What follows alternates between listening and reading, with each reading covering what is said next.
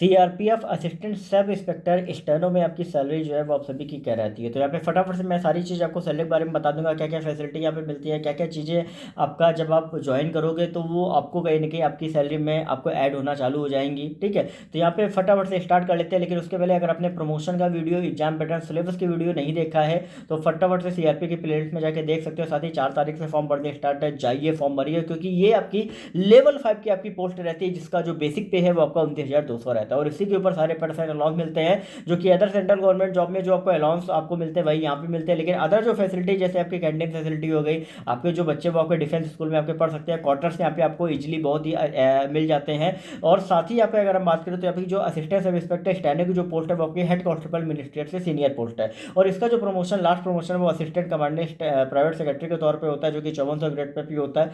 बहुत अच्छी जॉब है, कहीं ना कहीं अगर आप कहीं ना कहीं इसके लिए प्रिपरेशन कर रहे हो कर लो। साथ ही यहाँ पे हिंदी और इंग्लिश स्टेनो दोनों कहीं ना कहीं एग्जाम दे सकते हैं। ठीक है, तो यहाँ पे बात कर लेते हैं, आपका सैलरी की लिस्ट के लिए वीडियो बनाया हुआ है। लेकिन उसके पहले अगर आपने इंस्टाग्राम पर सरकारी नौकरी वाले बाबा टाइप करके ज्वाइन नहीं किया है, आप फटाफट से ज्वाइन करिए, क्योंकि वहां पर आपके जो भी डाउट्स है वो सारे आपको क्लियर किए जाएंगे। जो भी आपको चीज़ें चाहिए वहाँ पे आपको अवेलेबल करा दी जाएंगी। तो यहाँ पे आपको जो आपका बेसिक पे होता है, जैसा मैंने आपको बताया कि लेवल 5 का यहाँ पे बेसिक पे रहता है, जिसका बेसिक आपका 29,200 रहता है। अब इसी के ऊपर आपका डीए एचआरए आपका टीए लगता है। डीए आपका जो होता है वो एचआरए जो आपका होता है वो आपका एक्स वाई जेड सिटी में क्लासीफाइड रहता है, जो कि आपका एक्स में आपका 27%, वाई में 18%, जेड में आपका 9% रहता है। और टीए जो होता है वो एक्स में आपका 3600 प्लस डीए ऑन टीए रहता है, वाई और जेड में सेम रहता है 1800 प्लस डीए ऑन टीए। अब यहाँ पे बात कर लेते हैं फटाफट से सैलरी के बारे में। तो अगर आप एक्स सिटी में पोस्टेड हो तो यहाँ पे आपका बेसिक 29,900 हो गया, डीए आपका 38% अभी दिसंबर तक है।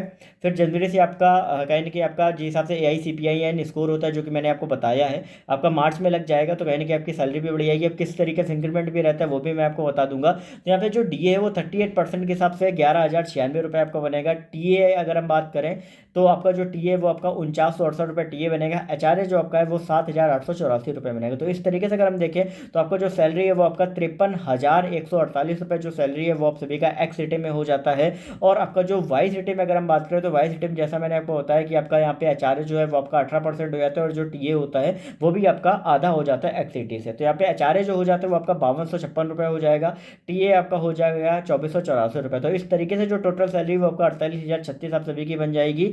और अगर हम बात कर लें जेड सिटी की, तो जेड सिटी में जो आपकी सैलरी रहती है वो आपकी यहाँ पे एचआरए जो है वो आपका हो जाता है आपका 9%, जो कि 2628 रुपये आपको हो जाता है। टीए आपका 2484 सेम रहता है। तो यहाँ पे जो सैलरी हो जाती है वो आपकी 45,408 रुपये आपकी सैलरी जो है वो आप सभी की जेड सिटी में आप सभी की रह जाती है। ठीक है, तो ओवरऑल ये सारी जो भी क्लासिफिकेशन है वो आपके X Y Z city posting के हिसाब से रहते हैं। कई बार आपको एक्स सिटी की सैलरी मिले, कई बार वाई सिटी, क्योंकि यहाँ पे आपका फ्रिक्वेंट ट्रांसफर होते हैं। 2 से 3 साल में आपका जो ट्रांसफर है वो आपका हो जाता है लाइफ में, 1 to 2 टाइम्स आपका रिस्क की पोस्टिंग भी आप सभी को दी जाती है। लेकिन बात कर लेते हैं फटाफट से कि ओवरऑल जो टोटल सैलरी, अभी तो मैंने पूरा आपको बाइफरकेट करके बता दिया, लेकिन ओवरऑल जो टोटल सैलरी आप सभी जान लीजिए कि एक्स सिटी में यहाँ पे जो आपकी सैलरी रहती है वो आपकी रहती है 53,148 रुपये जो सैलरी है वो आपकी एक्स सिटी में सैलरी आपकी रहती है। लेकिन अगर हम बात करें वाई सिटी में तो आपकी 48,036 जो है वो आप सभी की वाई सिटी में सैलरी रहती है। जेड सिटी में आपकी लगभग 45,500 सैलरी जो है वो आपकी जेड सिटी में रहती है। लेकिन आप जब ज्वाइन करते हो तो उसके बाद से आपका हर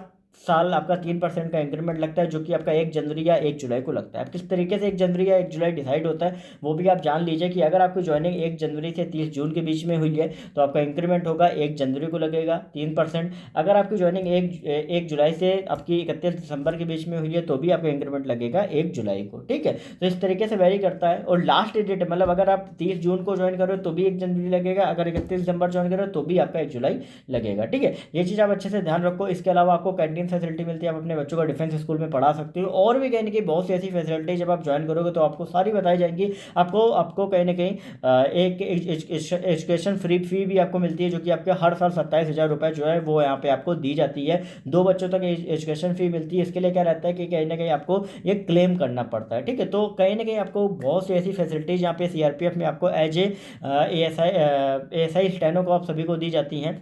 तो कहीं ना कहीं आपको ये सारी जानकारी, वीडियो अगर अच्छा लगा तो चैनल सब्सक्राइब करके बेल नोटिफिकेशन ऑल पे कर लेना।